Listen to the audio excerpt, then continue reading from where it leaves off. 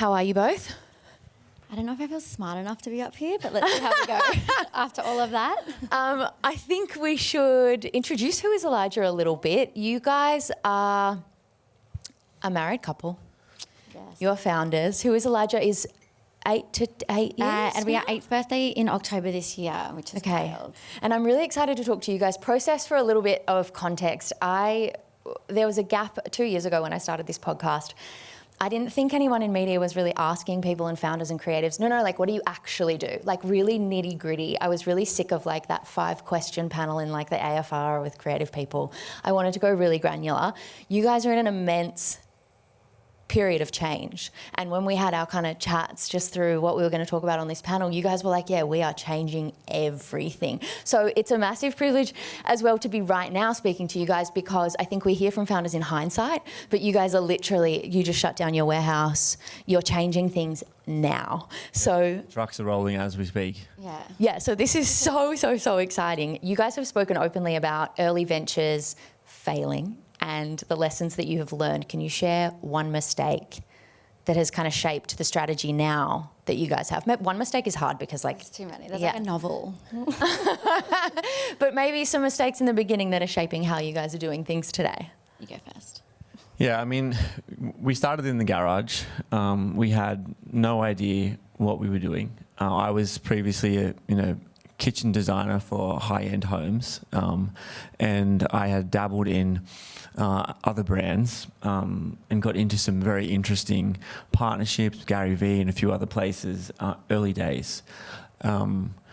Really, the beginning of Who is Elijah was just about say yes and deliver at all cost. And I think that mentality is not the right mentality to start.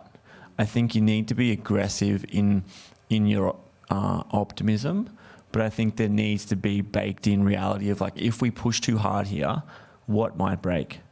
And in the early days, the break isn't so intense, and you can fix those things. But I would suggest to people starting out to find advisors or find people around you that have done it and can pull you back a little bit in those moments of like, I'm going and I don't care what anybody says, I'm doing it regardless. And I think that energy is important, but also can be a bit dangerous at times.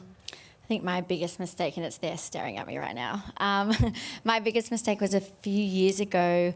Priceline called me and said, basically handed me like $1.7 million, and I said yes because... As like a PO? As like a PO. Right. And I said yes because, I was young and dumb, and I feel like that I didn't understand how brand damaging that could be, and, we luckily survived that. But yeah, that's probably my biggest mistake. Yeah, we were talking, we're going off script. Sorry. It's fine. This is what I prefer.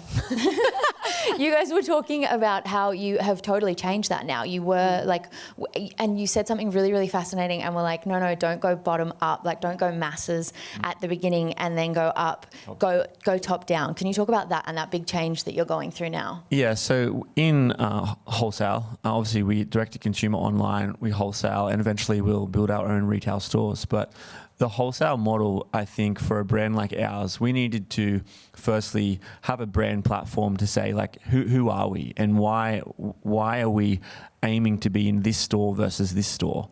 We always position the brand to be, affordable, luxury, but it's not a Chemist Warehouse brand. It's a Selfridges, it's a Harrods, it's that brand. And along the way, it's very important when you get opportunities like Priceline, these other things that come along, because they want that prestige because they're not prestige. And it's important to look at it from, if you start bottom up, so like Chemist Warehouse first, you're not going to get into Selfridges. But if you start in Selfridges and you start in Harrods, you'll very easily be able to go down. And this was a big switch for us midway through the start of last year, when we landed on, we were trying to understand who we were as a brand and why we connected to the customer the way that we do. And it just wasn't in Priceline, obviously. So the top-down approach is now what we do. Yeah, and we were talking about the way that you've worked with agencies and partners. It's taken you 2 agencies to now land on creative that you guys feel like you can really get behind, right? Yeah. Can you talk a little bit about that? Again, another novel. Yeah, I mean, in terms of like what we were wanting from that agency was to really find the voice of Who is Elijah, and we were doing it the whole time. I'm a very bad communicator. We were doing it the whole time, but we needed that outsourced help that were the experts to really get the words right, and that took up like majority of last year, right? Yeah, I mean, we always understood that Who is Elijah was more than just fragrance on a shelf. And the brand is, and always was, multiple versions of Raquel. She's the creative director. She comes up with the scents and tells the story of why she comes up with the scent in the way that she does it. And if you look back at the products and when we launched them, you can start to see this like very clear moments in time where Raquel is this type of person and that's the fragrance that she brings to life. And then there's this one, Poetic Dance, you know, it's a very different version of Raquel. And we started to understand that everybody and our customers, we all live different selves. I'm up here now like this. When I go home, I'm not like this. When we go out with our friends, we're different again. And fragrance speaks to those multiple versions of yourself. We needed an agency to help us bring that to life. We were trying to say different characters, different personas, different ways of work. We couldn't get the words out. And you know, we found an amazing creative agency in Bursty, and they got it in 2 weeks. And we landed on the brand platform Find Yourselves. Once we had that brand clarity, we could then go and execute, you know, but it took us 7 years to really get there, and then a whole year of pain in figuring it out to now be there at the end of last year. We were just chatting before about the AI panel, and you and I were mentioning about how it's kind of terrifying. I run a content agency as well as process, and injecting emotion into things is what I do. So when they were like, AI doesn't do emotion, I was like, okay, I'll be out of a job. So when we think about that, it then is like, okay, well, do we need 2 strategies then? One for the human and then one for the AI to find us and work through that. And then you and I were chatting just very off the cuff of like, no, you'll have an AI agent that will then overnight. Is Carla still here? Yeah, she's not. Yeah, there.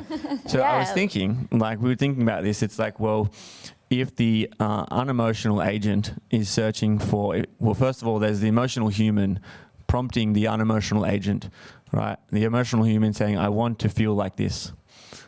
So the product data needs to then reflect that emotional feeling so that the unemotional agent can go and find it, right?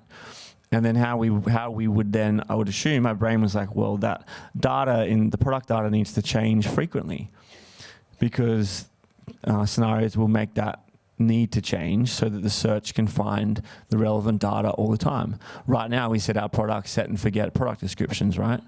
And this is the part that I think will evolve, is how that product description and data is pulled differently to serve the emotional person from the unemotional agent. We were just sitting there talking about it 2 seconds ago. I'm like, well, this makes sense.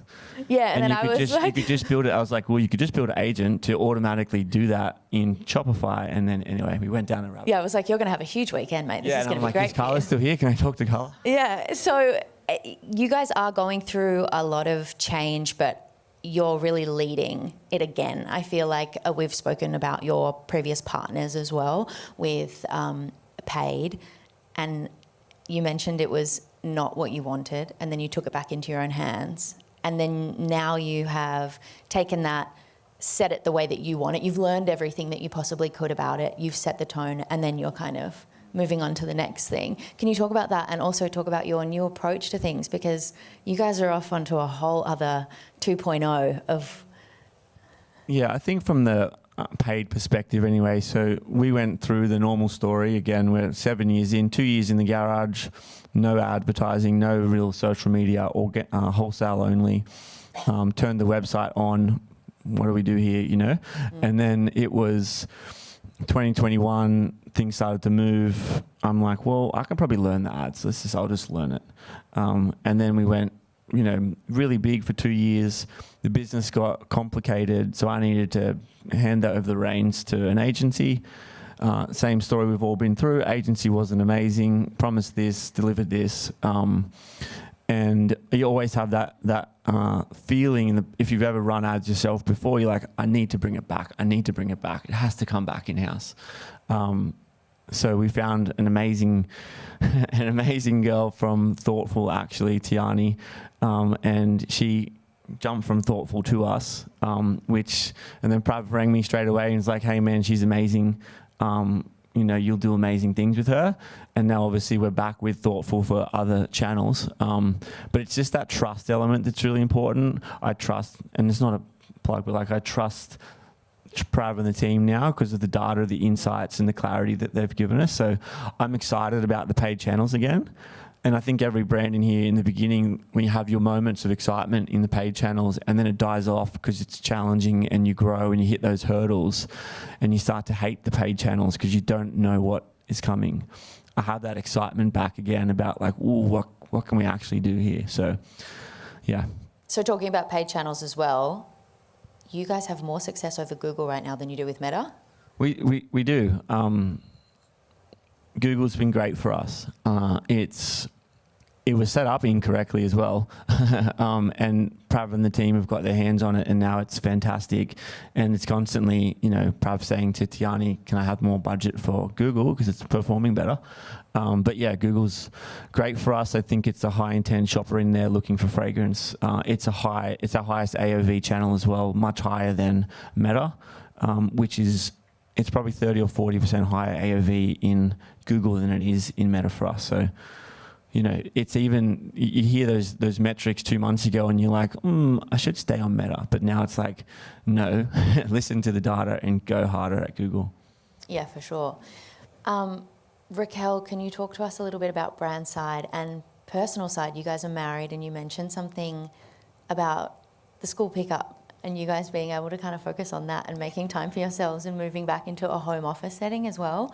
I think there are a lot of founders in the audience and just prioritizing and what you guys are focusing on. What is next for Who is Elijah and you guys as a family even?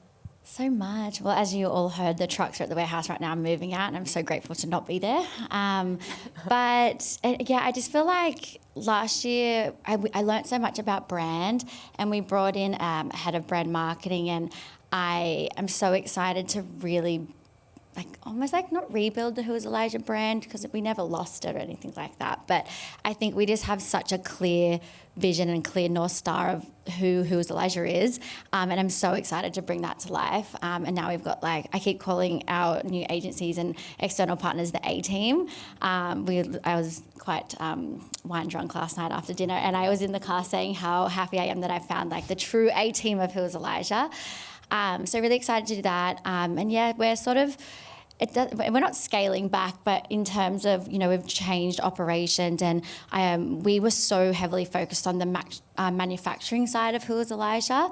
And we've sort of dispersed that. Is that the right word? Yeah, we've just, given it to partners, local partners still that are just better at it than us. Yeah. And so we can focus on brand. So we can focus on brand. Yeah. And, with that becomes big structural shifts for the business. But, I think a lot of brands, we get to this place and we just keep chasing the top. We keep chasing the top and the top will fix, more at the top will fix it, more at the top will fix it. And it's just not the case. And you go through these moments of, well, what is actually going to fix it? And what needs to be fixed first? But it's more about where is the growth actually going to come from? Does the growth come from spending more on top line? No, it does not. Growth comes from, as we've learnt, better supply chains, better team management, better processes, cutting it all back, stripping it back to just simplicity. I think the way that a lot of brands are moving and a lot of the young brands that are going to start over the next 2 years, they're going to have 1 or 2 team members. That's it. They're going to simplify their supply chains from the start. They're going to simplify their teams from the start. And I think that I could sort of see that coming and just thought it's time for us to do that. and we need to make these changes because it shouldn't be so heavy. Sometimes businesses can get heavy after 7 or 8 years of manufacturing, supply chain, logistics, starting something in a garage, and you just grow so quickly you don't get time to build the base. And there's a guy in the audience, Paddy, who a lot of you guys know. He's just been this godsend that's dropped down to us to grab me and say, we're going to do this now and we're going to do it quickly. So it's just really exciting that adrenaline that comes from aggressive change. But I like that because it doesn't take 12 months. You can do it in 12 weeks, and you can come out the other side with a simplified business, an amazing brand, and a really clear roadmap to growth again. So with this kind of tailwind of excitement and restructure and 2026, what are some of the things that we've spoken about this afternoon, already, that are really exciting you guys, and we know you're going to get the dinner table chat tonight about? I love the AI chat. AI does not scare me. I welcome it so much. I think, it's been so great coming here today, but I love the AI. And I think, I'm just internally in my head, why haven't we been doing this early? But we've been saying that before today because hence the big changes that we're doing. But that really excites me. Yeah, I think it's, like I was saying, the simplified version of Who Was Elijah is a lightweight version that's still got this amazing brand that is growing. We're launching TikTok Shop in a couple of weeks. We launched onto Ulta Beauty Marketplace. We launched onto Nordstrom Marketplace last week. And there's so many of these great things happening. I think that it's great to get around good people. I think that Thoughtful's been amazing for that. And I love listening to the AI stuff. I've always been a bit of a plug and play geek on will this thing fix it? Let's, Carla's been amazing.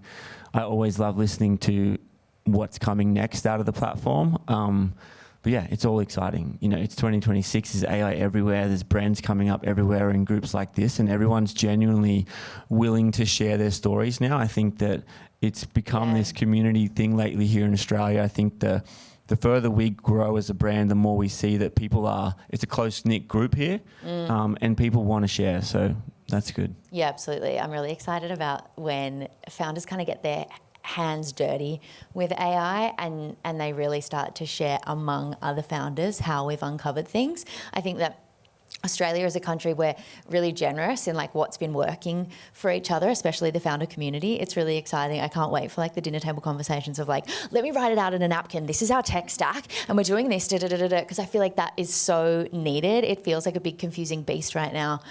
And I just can't wait to see where you guys are at the end of this year, 2026. Same. Thank you guys so much for joining me, and thanks so much to Thoughtful for having us. Thanks, guys. Thanks, guys.